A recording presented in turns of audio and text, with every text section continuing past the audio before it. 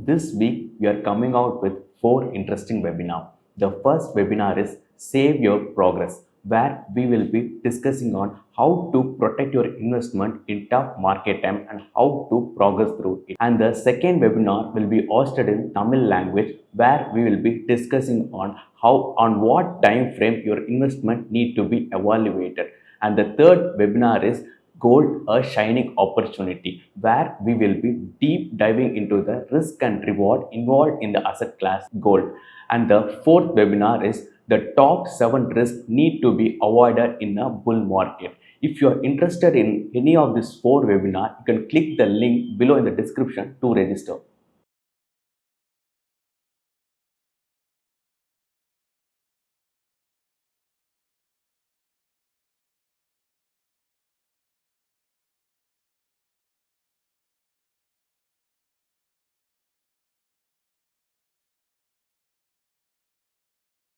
Tell that in a product, because as far as I see, in the most successful products of today, people did not have the same conviction to tell the investor.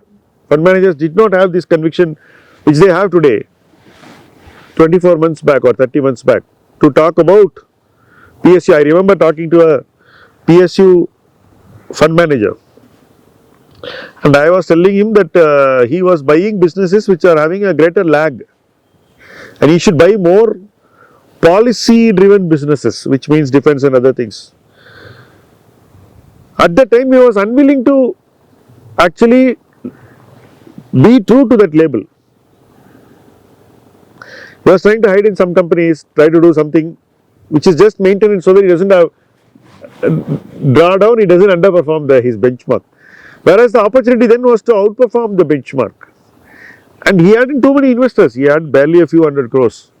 But still, he didn't have the open mind to buy new ideas, position them correctly.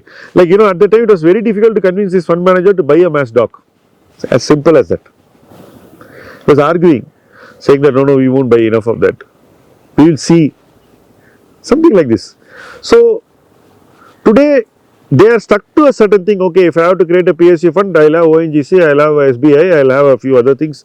So, they completely didn't look at the new age businesses and the growth oriented business and the businesses policy tailwinds, because they stuck to an old thing, right? That is one extreme. The other extreme is where people have done very well and they are not willing to walk out of the old thing into the safer space. In both places, I see that there is inertia because they are afraid of being successful in their accountability role, answerability. Fearing accountability and answerability is not taking the view which is the right portfolio view. But the individual investor doesn't have this problem. You can straight away say, I am not going to buy ONGC, I am not going to buy gas companies, I am not going to buy GAIL and Mahanagar type of companies. I am going to buy Mazagon Dock, I am going to buy HAL. That choice was before you. But the same choice is not with fund managers. See, a fund manager definitely has more constraints. So, you want to create, there is a portfolio owner, the individual, who has no constraint, no rules. And there is a fund manager who has constraints and rules. Ideal is somewhere in between. So, which is something like a PMS, where you can make the rules and change it fast and say, look, I thought this, but I am making this change. So, only a fund manager who has the guts to communicate and say, I went wrong here and I am changing my mind. I bought this share at 200 rupees. I thought it was good. Then I realized something about the management and now it is 170. I'll take the 30 rupee loss.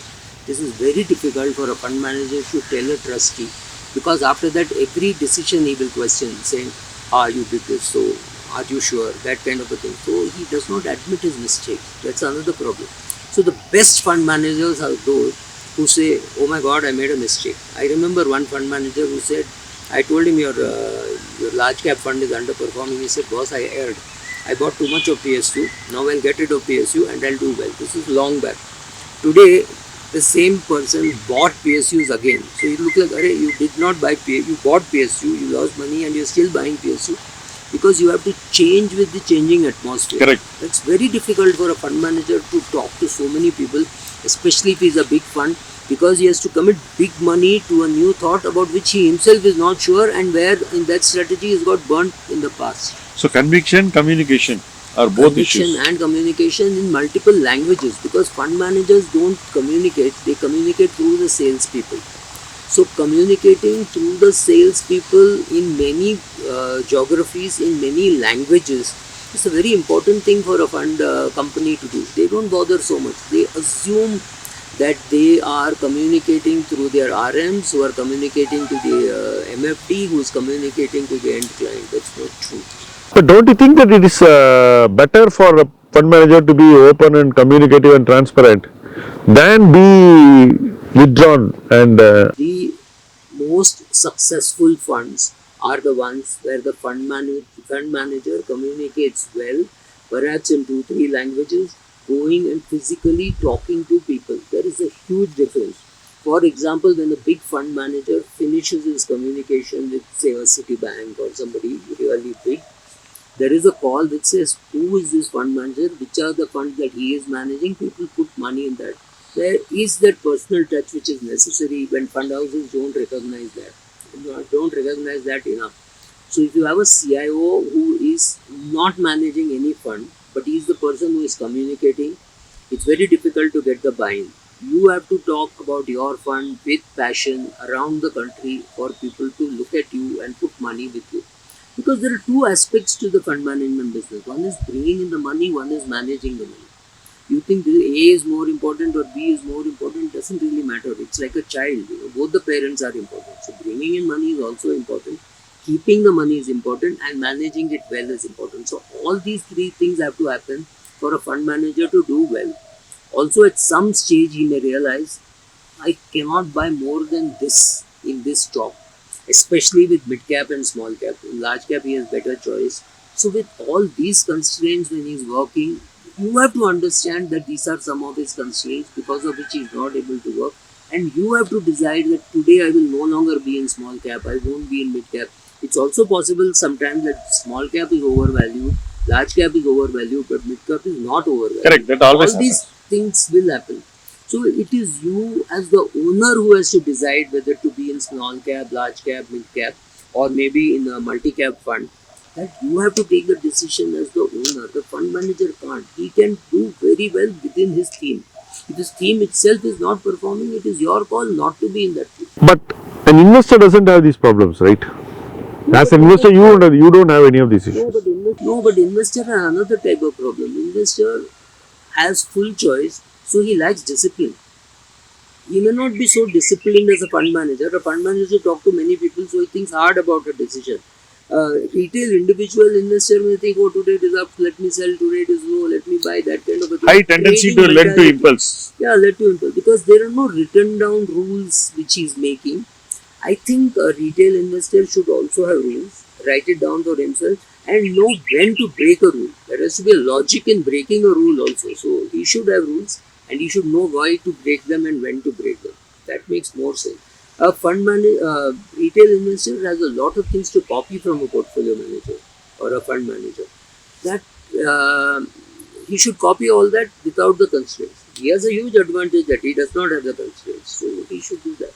But he needs to bring some discipline into his investing also. At this point in the market cycle, what should a retail investor do in these areas? What do you think you should do? For example, you know where retail money is, where it could potentially be. What are a few things that you would list as top priority now?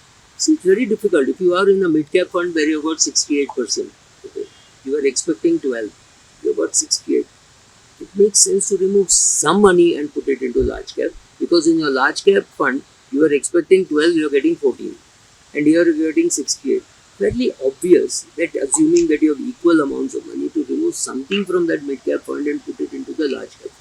Simply because these kind of numbers are not going to be sustained. You cannot get 68% return in a fund.